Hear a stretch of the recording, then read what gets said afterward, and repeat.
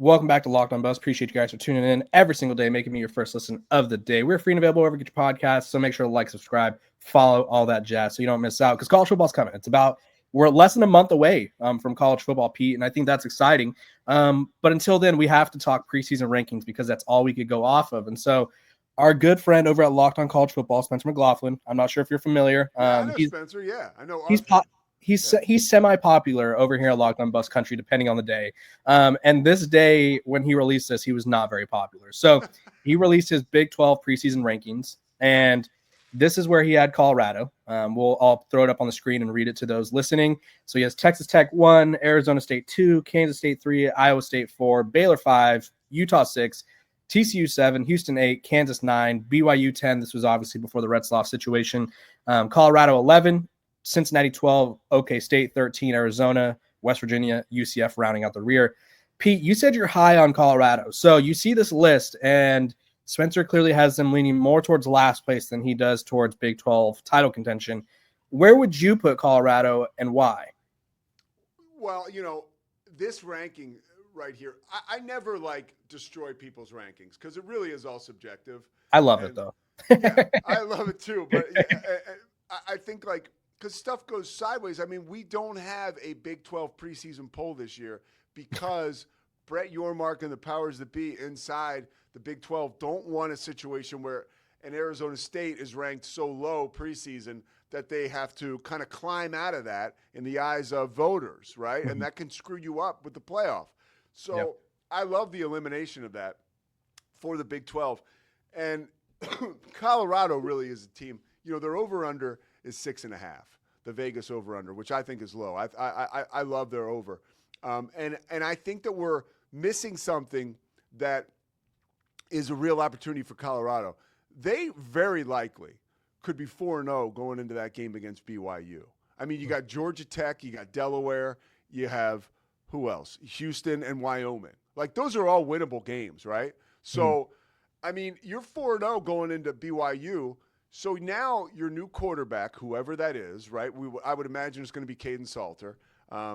But whoever it is going to have confidence, right? Is going to be playing with that ball bouncing your way mentality.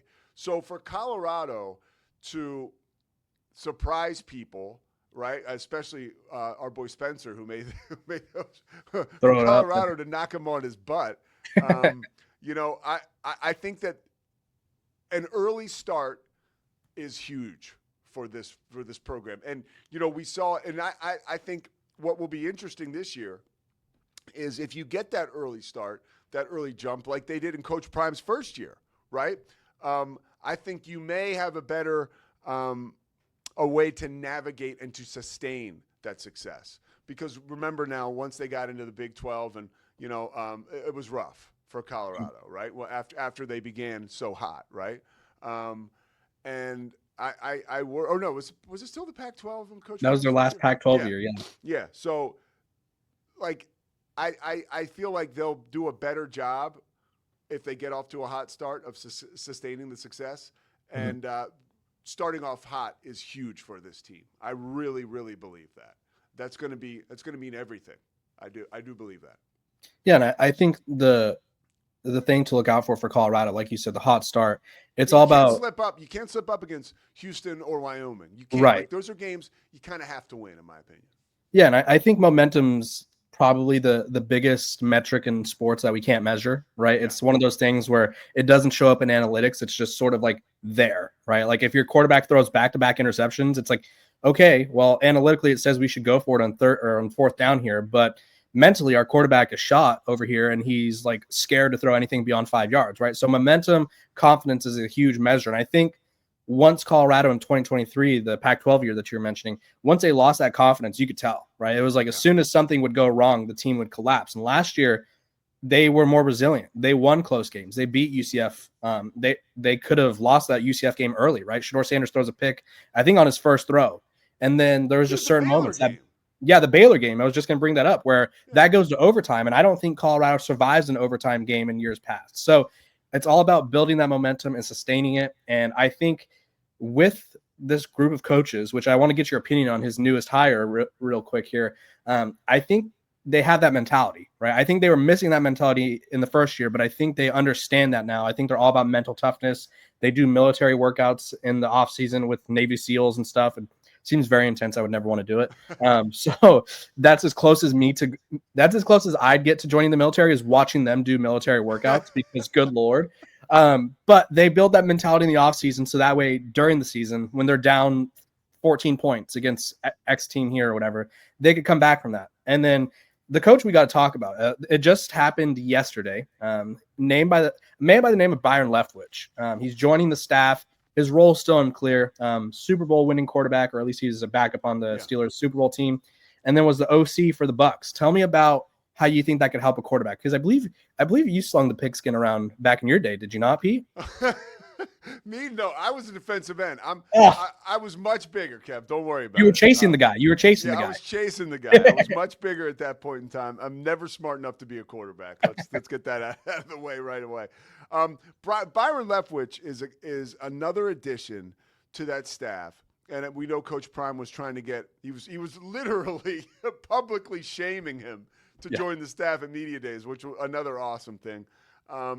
I think it just lends more. You've got one very young quarterback, and you've got a new quarterback who didn't necessarily light the world on fire last year, right? Like, highly touted quarterback, but like flawed coming in. So there's a ton of questions. We used to say in the news business, you know, when I did TV news, and it was always that was the worst TV news. But like, you know, we have more questions than answers this morning around this story. Like, we really do have more questions than answers around the Colorado quarterbacking situation. One, because, you know, Juju Lewis should probably still be in high school, and two, because Caden Salter, we just haven't seen him play at this level yet, and it's super exciting, but it's also interesting. A guy like Byron Leftwich can only help those young men navigate this space. And Byron Leftwich, too, was an absolute dog, like dog mentality. Why do you think Coach Prime was so hot after him?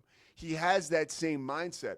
You know, there's a lot to be said for the changing of the way training camps are run in the NFL and in college football. And, you know, maybe it's not as like, you know, for good reason. It's not like the Junction Boys with like Bear Bryant back at Texas A&M when he was just like killing dudes. Yeah. But like, Coach Prime still runs a really tough camp. Like, they are hardcore at Colorado. It is not like a mutual admiration society that people like to think it is. Like, they get the best out of their players, you know, like no pressure, no diamonds. And they have that approach. And I think that Byron Leftwich, not only from a strategic and an analytical standpoint, helps the maturation of those quarterbacks in a brand new quarterback personnel situation for Colorado, but also he just lends great perspective to a team that and I think one of the things you told me this, and I've always thought this myself, you know, I love Deion Sanders because his delegation he's so skilled at that. Like, that's a dude who, honestly, man, and whatever this might upset people, but like, he's got that hardcore religion and faith in his life that's one of the reasons I think the dude is so comfortable in his own skin. Because he has such a powerful relationship with God, and it just kind of oozes off him in confidence that's like, no, you're in charge of that. You're in charge of that. Like, that's fine, dude. I'm Deion Sanders. Like, I don't need, you know what I mean? He doesn't need another, like, pat on the back. He just wants to kick ass. And I think that Leftwich hire is another example of him just trying to make his program as successful and high profile as he can. Yeah, and I think Byron Leftwich also, and this is like the obvious answer, is I think he adds an element, one, to the quarterback development, but two, probably to the playbook, right? Pat Shurmur's going to have to recraft his playbook, and I think Byron Leftwich guiding or helping call plays with Tom Brady's last Super Bowl win, I think he probably knows a thing or two about calling plays. So I imagine that will also help the Buffs sort of ascend up the rankings, because there are going to be adjustments that they can make to the playbook. There's going to be adjustments that they can make to schematics. So that'll be really interesting. Also, I liked your point about Deion Sanders being comfortable in his own skin, because, and I talked about this yesterday, there's coaches in college football, and I don't think people will realize this because not every coach is as available, we'll call Deion Sanders, because obviously he has the YouTube show and stuff like that.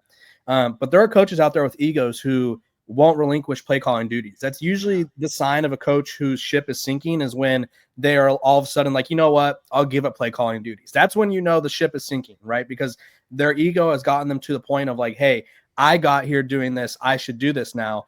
And Deion Sanders, I think he's okay with being extremely knowledgeable about football, but also relying on other people to help facilitate and elevate his program. So I expect Colorado to be a team that upsets a lot of teams. I had a hot take for you, Pete, and I wanted to see what your thoughts were.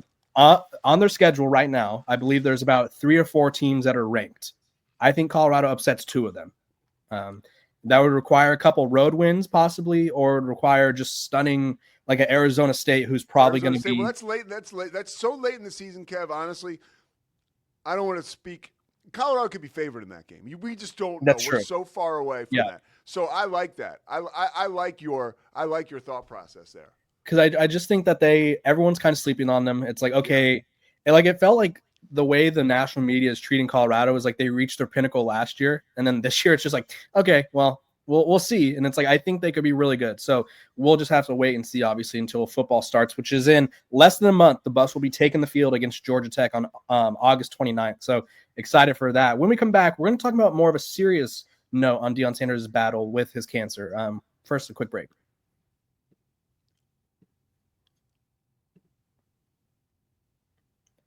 Welcome back to Locked On Buffs. Appreciate you guys for tuning in every single day, making me your first listen of the day. We are free and available wherever you get your podcast. So do me a favor, hit that like button, hit that subscribe button, and give me 5 stars wherever you listen to your podcast. So that way you could stay in tune with what's going on with the Buffs. Pete, I think this was probably the most jarring part of the Deion Sanders reveal. It came out late Sunday night on social media. He had written a will. And I think when you see that, and I think that also fueled the sort of retirement speculations, but it's something that's uncomfortable, right? It's something that shows that even our greatest athletes of all time, they are one day going to leave this earth. And for Deion Sanders to only be 57 and sort of having to plan that, talk to me about your thoughts when you saw that. And I know you said you had something to touch on. Well, no, I just think, again, it speaks to the kind of guy that he is and the vulnerability of, Coach Prime. And I think that when you see, it's funny because it's not funny, but I guess it's interesting or dark, but even guys who I grew up watching in my like Ryan Sandberg, right? Like the former Cubs second baseman who was in the Hall of Fame. He dies at 65. It's crazy to think that these guys are human beings, but they are. We put them. Hulk Hogan, right? Just the fact that a guy like that would eventually expire is kind of mind-boggling to someone like me. The guy was just constantly the picture of health. But the reality is that it's not all unicorns and rainbows for any of us health-wise behind the scenes. And I think it goes back to our initial point about, the way that Deion Sanders handled himself at that press conference on Monday. How vulnerable, again, he was. That is a real man. That's what a real man looks like. And I think this will is from the same exact body of work, right? That's where it's generated from someone who has deep faith, is being honest with themselves, which is some of the hardest things that people have to do.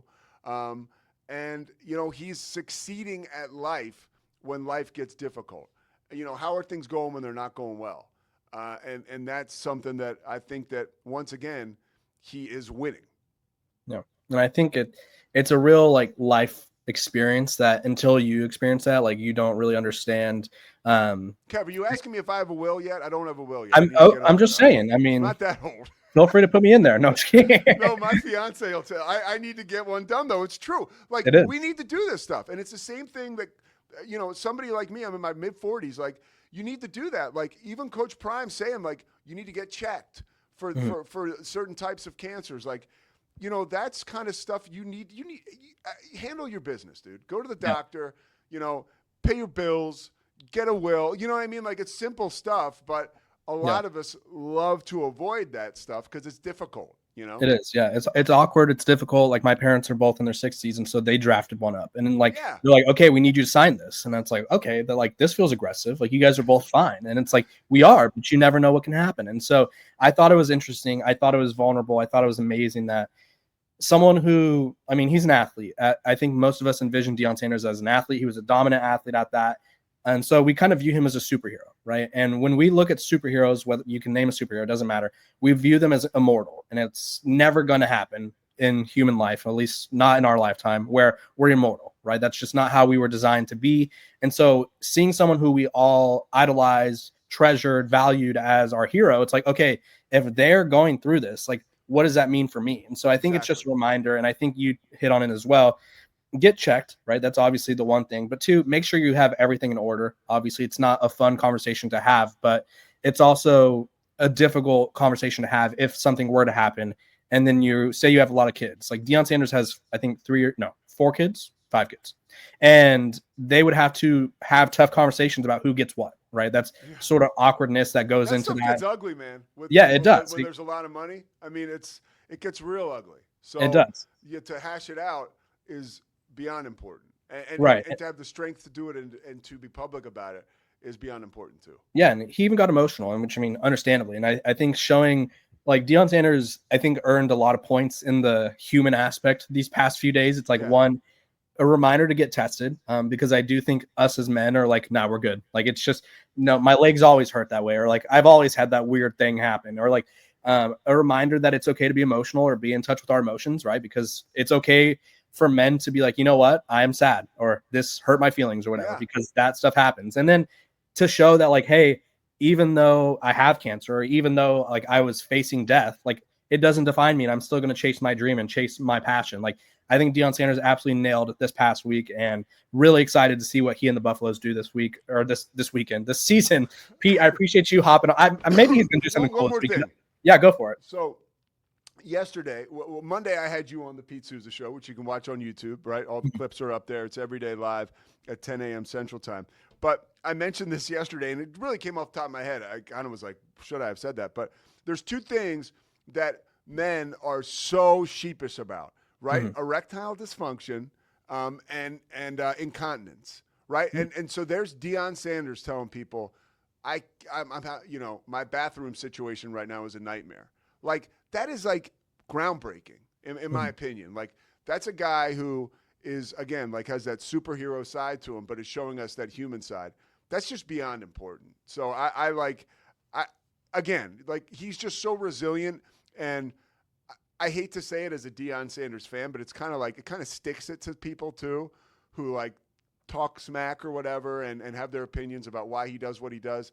And it's not what they're saying. It's what we see. It's authentic, dude. It's special. Yeah, I know. The people forgive a guy for using his platform to spread a good word, right? You know? Right. Like, come on. Hate that, right? But that's how people are these days. But Pete, you're not one of those people. We appreciate you. We love you. Tell the people where they could find you and what you're working on this upcoming college football season. Yeah, I mean, I just got ESPN. I got about 6-7 football games, college football games I'll be doing. Primarily, at least half of those will be Big 12. So maybe Colorado is so big time. I love how Coach Prime talked about that at media days. Like, they're like the only school in the country that was on either a mainstay linear network like ABC, like one of those Fox, Big Fox or CBS, or on ESPN, like every single game. That's Colorado for you. But so I'll be doing college football, a bunch of college football, obviously a ton of college basketball, but that's off in hoop season. And you can find me on Inside the 12. That is a great show. It airs in markets, Boulder, Denver, every week, every Friday. It's basically a preview of the games coming up on for that week for the Big 12. So it's an awesome show. And then the Pete Sousa Show every day at 10 o'clock Central, and you'll see me on ESPN. All good in the hood. He's a busy man, but he always keeps us covered on all things Big 12. So, Pete, appreciate you hopping on. And you guys know I keep you guys covered on all things Colorado. So make sure to like, subscribe, and follow. And I will see you guys tomorrow.